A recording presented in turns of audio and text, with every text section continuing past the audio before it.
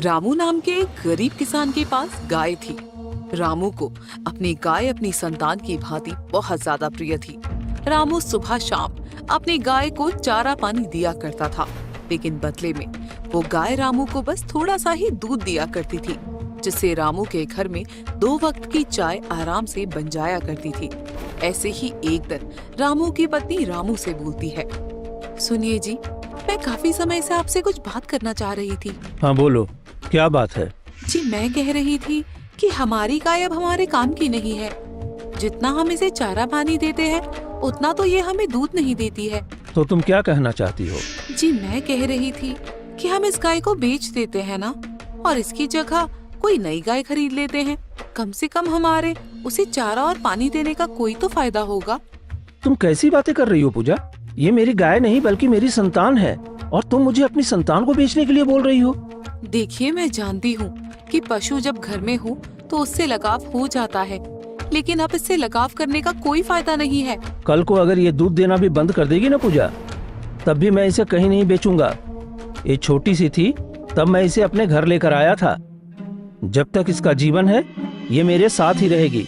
इतना कहकर रामू वहाँ से चला जाता है और आंगन में बंधी हुई गाय रामू और पूजा की सारी बातें सुनकर खुद से बोलती है, मेरे मालिक मुझे कितना प्यार करते हैं, मैं उन्हें उनकी जरूरत मुताबिक दूध भी नहीं दे पाती हूँ, फिर भी वो मुझे बेचने को तैयार नहीं है।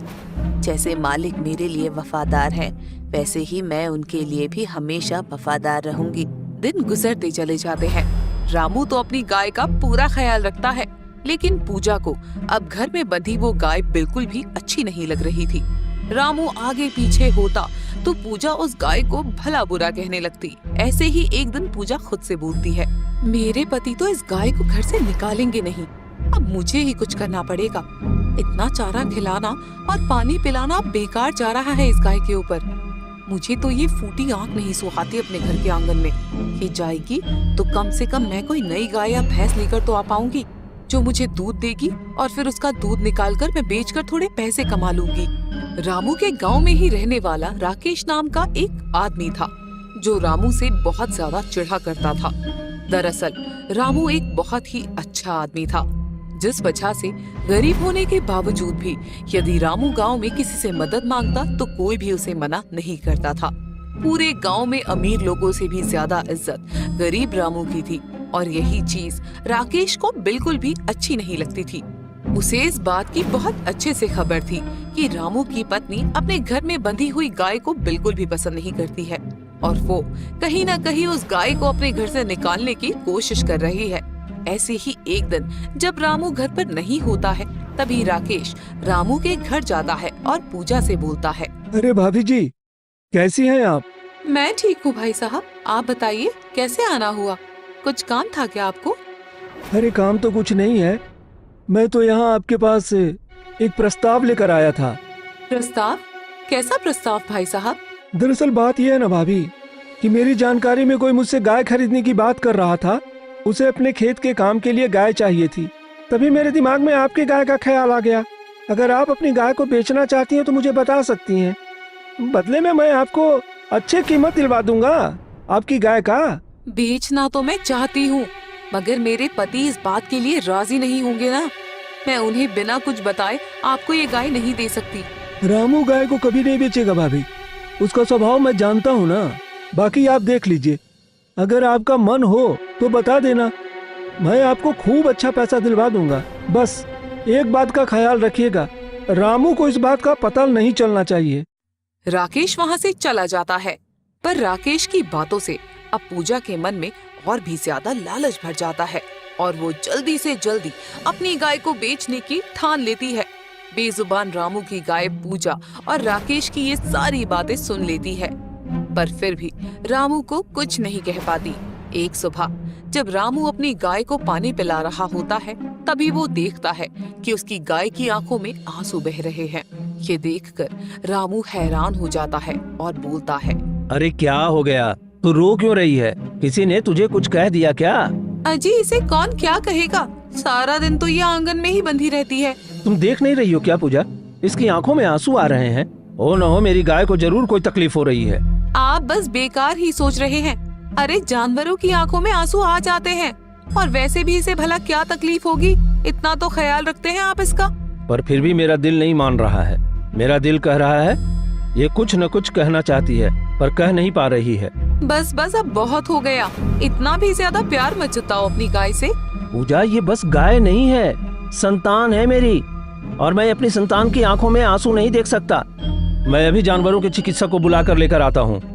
इतना कहकर रामू वहाँ से चला जाता है और गांव में स्थित जानवरों के अस्पताल पहुँचता है, जहाँ से वो जानवरों के चिकित्सक को अपने साथ लेकर अपने घर पहुँचता है और अपनी गाय का चेकअप करवाता है। अच्छे तरीके से जांच करने के बाद चिकित्सक रामू से बोलता है, आपकी गाय बिल्कुल ठीक है और वो बहुत ज्यादा स्वस्थ भी है। उसे किसी तरह की कोई बीमारी नहीं है। सुबह मैंने अपनी गाय की आंखों में आंसू देखे तो मेरा दिल ही घबरा गया था, इसलिए मैं आपको बुलाकर ले आया। घबराने की कोई जरूरत नहीं है। कभी कभी जानवरों की आंखों में खुद से भी आंसू आ जाते हैं। अब मैं चलता हूँ यहाँ से। आपको तो मेरी बातों पर यकीन ही नहीं होता है। मैंने कहा था ना कि सब कुछ ठीक है। अरे तो क्या हो गया? कम से कम मेरे मन को तसल्ली तो हो गई ना कि मेरी गाय एकदम ठीक है। दिन गुजरते चले जाते हैं और हर गुजरते दिन के साथ रामू का प्यार अपनी गाय के साथ और भी ज्यादा बढ़ता चला जाता है।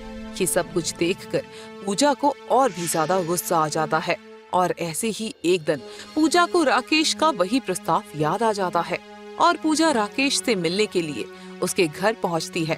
पूजा को देखकर राकेश बोलता है, लगता है भाभी जी आप अपनी गाय को बेचने का पक्का मन बना चुकी हैं, तभी आई हैं यहाँ पर। बिल्कुल सही भाई साहब, अब मुझे जल्दी से जल्दी उस गाय को अपने घर से निकालना है बस। तो ठीक है ना, जैसा जैसा मैं कहता हूँ आप वैसा वैसा करो, फिर हम उस गाय को आपके घर से हमेशा के लिए निकाल देंगे। ऐसे ही राकेश पूजा को काफी सारी बातें बोलता है। एक शाम राकेश चुपके से पूजा को नींद की दवाई दे देता है, जिसके बाद पूजा उस नींद की दवाई को रात को रामू को खाने में मिलाकर रामू को खाना खिला देती है। दवाई खाकर रामू एक गहरी नींद में सो जाता है। आधी रात को राकेश पूजा के घर आता है। पूजा बड़ी ही सावधानी से खूंटे पर बंधी गाय की रस्सी खोलकर राकेश के हाथों में दे देती है, जिसके बाद राकेश पूजा को बहुत सारे पैसे दे देता है और वहाँ से चला जाता है। अगली सुबह जब रामू उठता है तो अपने आंगन में अपनी गाय को ना देखकर वो विचलित हो जाता है और पूजा से बोलता है, पूजा, मेरी गाय कहाँ है? जी मुझे क्या पता आपकी गाय कहाँ है, आप ही ने तो रात को रस्सी बांधी थी। हाँ, रस्सी से मैंने ही बांधा था और अच्छे से बंधी भी थी, लेकिन मेरी गाय बिना बताए कहाँ चली गई? अजी वो गाय है, इंसान थोड़े ना है जो आपको बताकर कहीं जाएगी। यही कहीं होगी, जाकर देख लीजिए। रामू गांव की गली गली में जाकर अपनी गाय को ढूंढने लगता है, लेकिन बेचारे को उसकी गाय नहीं मिलती है। रामू बहुत ज्यादा परेशान हो जाता है और घर जाकर रोते हुए खुद से बोलता है, न जाने मेरी गाय कहाँ चली गई। इतने वक्त से मैंने उसे इतना संभाल कर रखा हुआ था और ऐसे एक रात में वो बिना बताए कहाँ जा सकती है? पता नहीं इस हाल में होगी। देखिए आप इतना रोइए मत, हो सकता है कि वो आपको खुद ही छोड़कर जाना चाहती हो, इसलिए चली गई मौका मिलते ही। ऐसा नहीं हो सकता, मुझे मेरी गाय पर पूरा भरोसा है। आजकल इंसान का इंसान पर भरोसा नहीं है और आप एक जानवर पर भरोसा कर रहे हैं। अगर उसे घर वापस आना होगा तो वो आ जाएगी, आप रोना बंद कर दीजिए अब। अपने पति को ऐसे तकलीफ में देखकर पूजा को बुरा तो लगता है, लेकिन जब उसे राकेश द्वारा दिए हुए पैसों का ध्यान आता है तो वो सब कुछ भूल जाती है। दिन गुजरते चले जाते हैं। रामू की अपनी गाय को ढूंढने की तलाश जारी रहती है, लेकिन उसे अपनी गाय कहीं नहीं मिलती। दूसरी तरफ राकेश रामू की गाय पर एक नया रंग कर देता है ताकि किसी को भी रामू की गाय पहचान में ना आए, और उसके पीठ को थपथपाते हुए बोलता है, अब करूंगा मैं असली काम। अब रामू की गाय से ही मैं रामू को बर्बाद करूंगा। बहुत मसीहा बनता है ना गांव वालों का। अब पता चलेगा उसे कि ज्यादा मसीहा बनने का क्या नतीजा होता है। मैं कभी अपने मालिक का बुरा नहीं करूंगी। भले ही मेरी मालकिन मुझे पसंद नहीं करती थी, लेकिन फिर भी मैं रामू के लिए हमेशा वफादार रहूंगी। राकेश मुझसे कुछ भी करवा ले, पर मैं रामू को नुकसान नहीं पहुंचाऊंगी। अपनी गाय के चले जाने से रामू काफी ज्यादा परेशान हो जाता है और ऐसे ही एक दिन पूजा रामू से बोलती है, जी सुनिए, अब हम घर पर कोई नई गाय या भैंस ले आते हैं ना, उसका दूध निकाल कर बेच दिया करेंगे हम।